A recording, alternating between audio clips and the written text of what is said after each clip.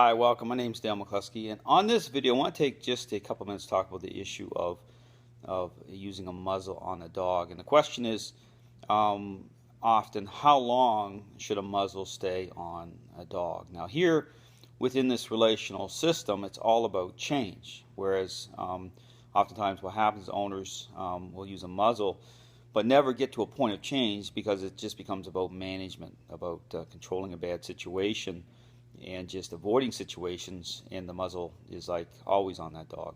But here, because of how the system covers off, how it the depth of the system with how it promotes and creates change, these type of tools or these mechanisms of control that are used, such as the muzzle and the crate, they fade away. So therefore, they will stay on the dog until a good level of changes happen. This is where the trust issue comes in, with feeling like, okay, this dog is really, a high level of relational changes happen. I have the trust back with the dog, and then those, like a muzzle, will fade away for good.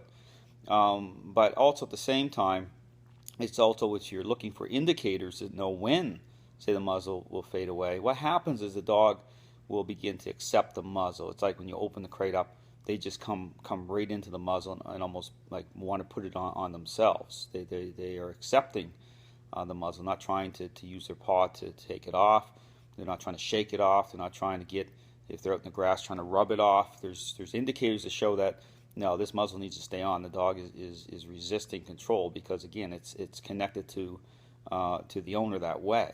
So again, to look for is just how the dog responds to the muzzle. That's one indicator to know, along with other indicators relating to the dog's state of mind, the elevation levels, to know that that muzzle can truly come off for good. So anyway, you want to keep the muzzle on because, again, it's not just to keep the person safe, because, again, as the script takes hold, starts covering off, the dog will challenge that loss of control that way. Even though it's what's reasonable, the dog is going to resist it because they're losing control, and there's going to be a level of challenge involved in the scripting process. But again, it's about how the methods come together to make it so it levels out really well. But at the same time, definitely want to keep that muzzle on until the process has reached a certain point, because, again, it's also about how people think. You do not want to not have that muzzle on the dog and be doubtful, because that dog will feel that how you're thinking that way. So again, keep the muzzle on until you know for sure, and then again, once it truly comes off, it's gone for good. But definitely it's a useful tool, because it's all about making sure things are safe for everybody involved.